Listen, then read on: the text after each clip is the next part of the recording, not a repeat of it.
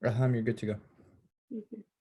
Assalamu alaikum. Thank you all for joining today's Heroes from Islamic History with Brother Ahmad Almutawa. Just a few announcements. Come and explore some of the highlighted verses from the previous week's Quran recitation, its lessons, context, and how they pertain to our lives with Sheikh Shahid Ali every Wednesday. Also, every Monday and Wednesday at 4:45, OCS will be having their program on screen with Dean the Tiger and Noor Kids. Please make sure you register at ramadan.isocmesjid.org/kids. Join MYG every Friday for Get Caffeinated with Sheikh Shahid Ali as he interprets the lessons and stories of Surah Al-Kahf. ISOC will host its Ramadan fundraiser on Saturday, May 9th. That's this Saturday with Imam Suhaib Webb, Dr. Siddiqui, and Imam Siraj Wahaj will join us online, so stay tuned for upcoming event details. Make sure you dress up and share your decorative family iftar pictures with us by putting the hashtag Mother Masjid. Also, after the banquet, we'll have a Qiyam with MYG as well as other youth groups across the state. The Late Night Sheikh Show, What Really Matters, featuring guest speakers Sheikh Omar, Ustaz Safi, Sister Samar, Brother Zuhair, Brother Azim, and Sheikh Shahid, hosted by Brother Hassan from 11 p.m. till 2 a.m. inshallah. For complete details of our online programs and Zoom links, please visit ramadan.isocmesjid.org. Brother Ahmed, whenever you're ready, inshallah. جزاكم الله خير. بسم الله الرحمن الرحيم. الحمد لله رب العالمين والصلاة والسلام على المبعوث رحمة للعالمين سيدنا محمد وعلى آله وصحبه أجمعين. All praise and thanks are due to Allah subhanahu wa ta'ala. May Allah's peace and blessing be upon Muhammad sallallahu alayhi wa sallam. How's your fast, everybody? I ask Allah subhanahu wa ta'ala to accept your fast. I ask Allah subhanahu wa ta'ala to accept your prayer, and I ask Allah subhanahu wa ta'ala to accept your recitation of the Quran. Say Ameen, everybody. Today we have with us a wonderful hero. We might know him from movies, and I'm sure if you want to raise your hand, if I would ask you, did anybody here watch Pirates of the Caribbean? Did you guys watch it? I'm sure many of you watched it. Our hero of today is a villain in the movie. How sad is that, right? He's a villain. He's not a hero as we think of him, But through real life, through history, we definitely know that he is a great hero of Islam, a great hero of Muslims, and not just that, he's a great hero of humanity. He saved humanity too. He did not save only Muslims, he saved people from other faiths too.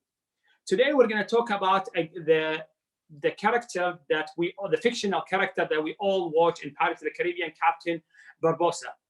That's what they call him in the movie, but we know him of his real name. His real name, Khusruf bin Yaqub. That's his real name. But he had another nickname. They called him Hayreddin Barbarossa. And we will find out why people call him Hayreddin Barbarossa. Hayreddin is like the best to Islam, the best to the deen. And Barbarossa, it's the Italian word, actually. The Italians at that time called him that, Who remembers from the movie that Captain Barbossa had a red beard, And our Hayreddin Barbarossa, our hero of the day, also had a red beard. That's why the Italians, they called him at that time Barbarossa. Barbarossa, or when they, put it in the movie, they called him Barbossa, means the red beard. He had a long red beard. And if you Google him, if you search him, you see his long red beard also. He wasn't a villain, but also in the movie, they showed him as somebody who actually will sail so fast, because we know in the first movie of Pirates of the Caribbean that he died. And then he came and back to life in the second one. And then later on, he was a ghost. That's when he go through the water in his amazing ship. And we might think, that's too much. But actually, in real life, he was somebody who would sail with, finesse. Basically, somebody who was so fast when he sailed. He would sail sometime with less ships and small fleet. So he'll be faster to save people. He'll be faster, to be able to, take care of the business that he is supposed to take care of. As we said, his real name is Khusruf bin Yaqub. He was born in an island between Greece and Turkey right now. He was born at the time of the Ottoman Empire. He was specifically born on 1478. 1478, very important date, because during that time, Muslims in the East, specifically in Anatolia and Turkey and East Europe, are rising. But Muslims in West Europe and Spain are declining. And he had to do a lot with the Muslims in Spain, our hero of today. He joined his brother. He had actually 3 other brothers. There were 4 sailors, 4 brothers who were sailors. He joined his older brother, Aruj. His name of his older brother is Aruj, to be a sailor.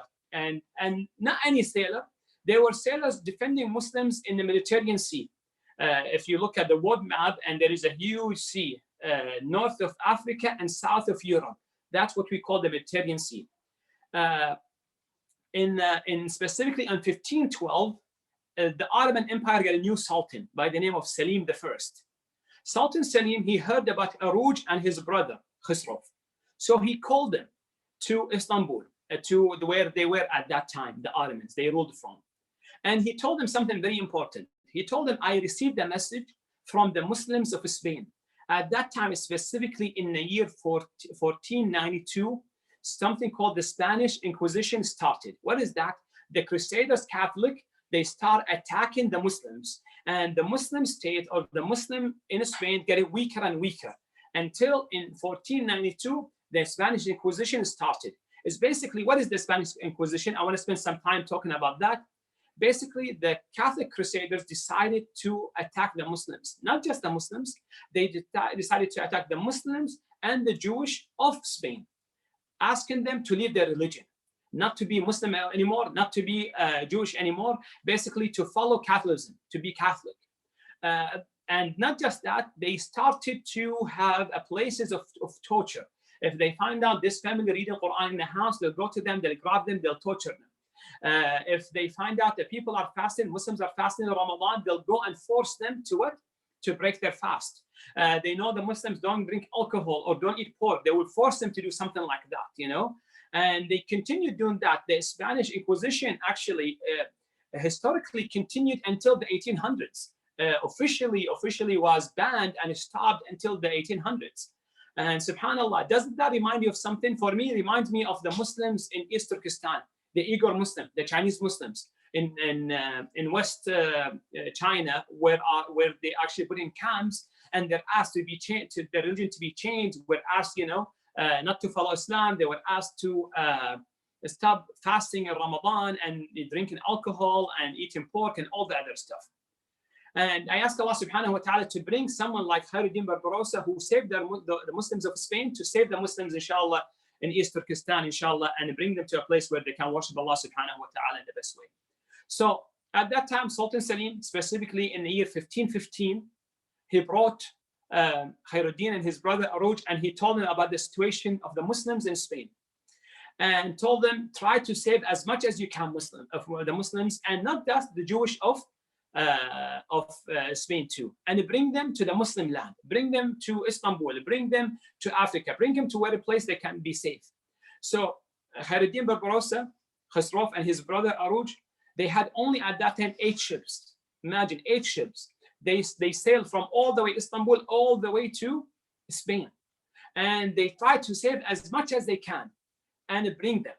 Sometime they won't be able to bring them to Istanbul, so they'll take them to Africa, and the closest land to them they could bring them to is Algeria. So they brought a lot of Muslims. Some of the estimation that they kept going back and forth, and it did not take 1 year or 2 years or 3 years or 4 years. It took more than 15 years of this kind of work of saving the Muslims from the Catholic Crusaders to bring them to Muslim land.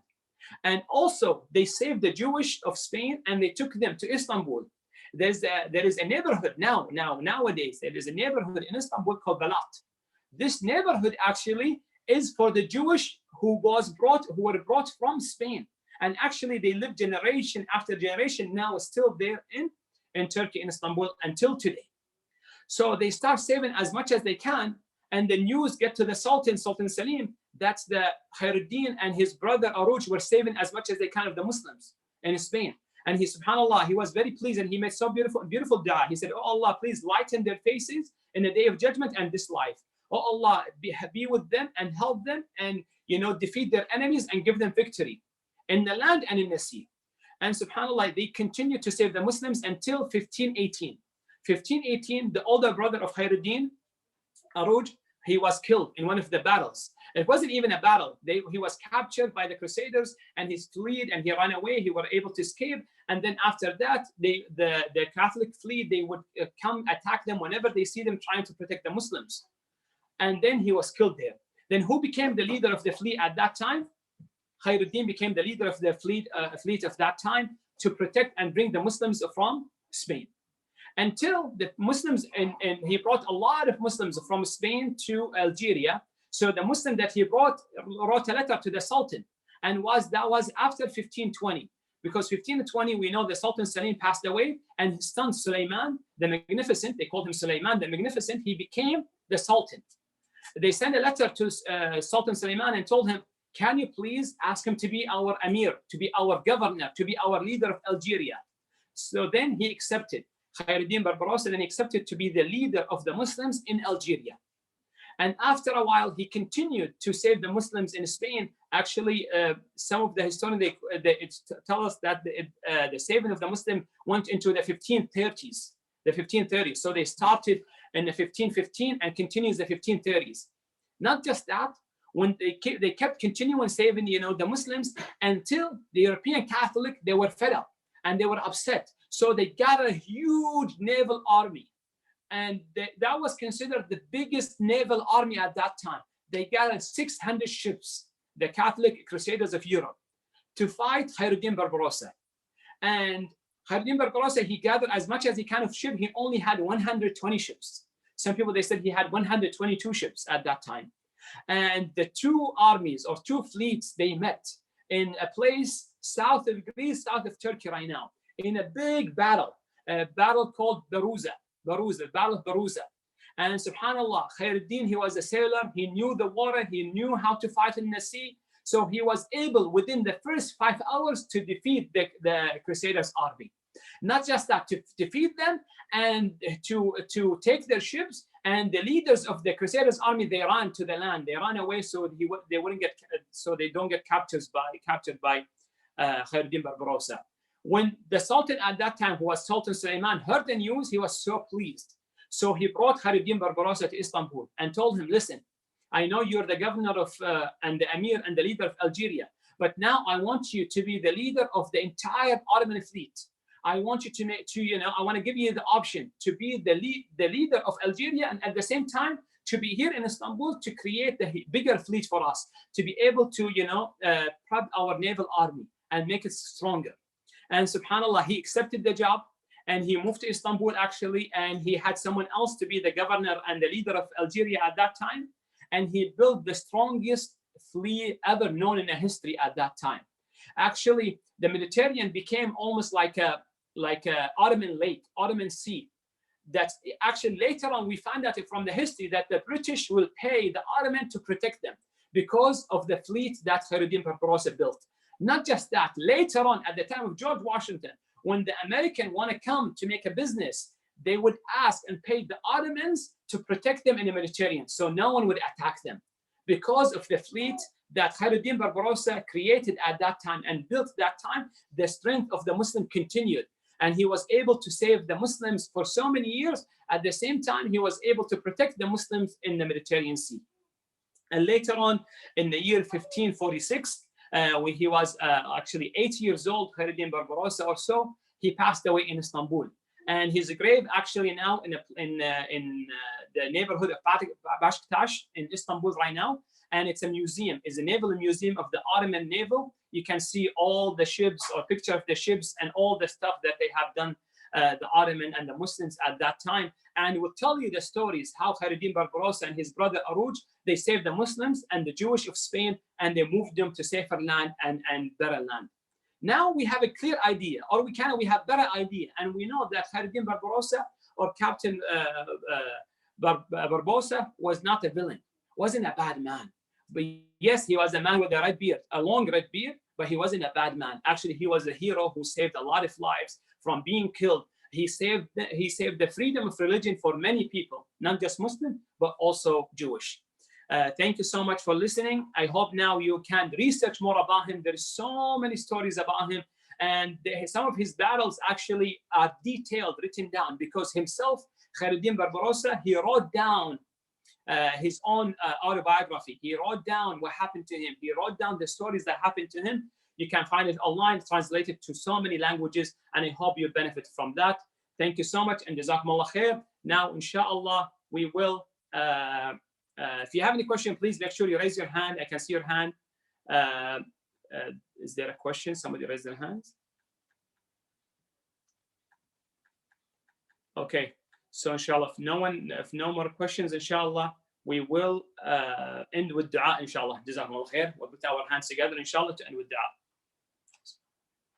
اللهم تقبل منا صيامنا اللهم تقبل منا صيامنا اللهم تقبل منا صيامنا وقيامنا وركوعنا وسجودنا وقراءتنا للقرآن وصالح أعمالنا اللهم تب علينا اللهم اغفر لنا ولوالدينا ولأزواجنا ولذرياتنا ولأهلنا ولأصحابنا ولطلبتنا ولمعلمينا ولمن أوصانا واستوصانا بدعاء الخير ولمن له حق علينا يا حي يا قيوم برحمتك نستغيث اصلح لنا شأننا كله ولا تكلنا إلى أنفسنا طرفة عين اللهم ارفع عنا البلاء اللهم ارفع عنا البلاء اللهم ارفع عنا البلاء اللهم إنا نعوذ بك من البرص والجنون والجذام وسيء الأسقام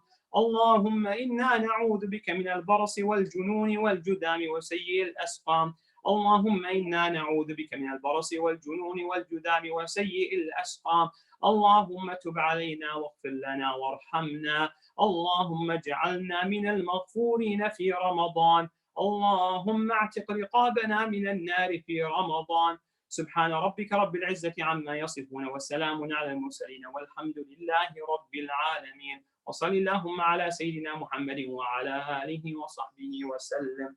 جزاكم الله خير. See you Thursday إن شاء الله. السلام عليكم.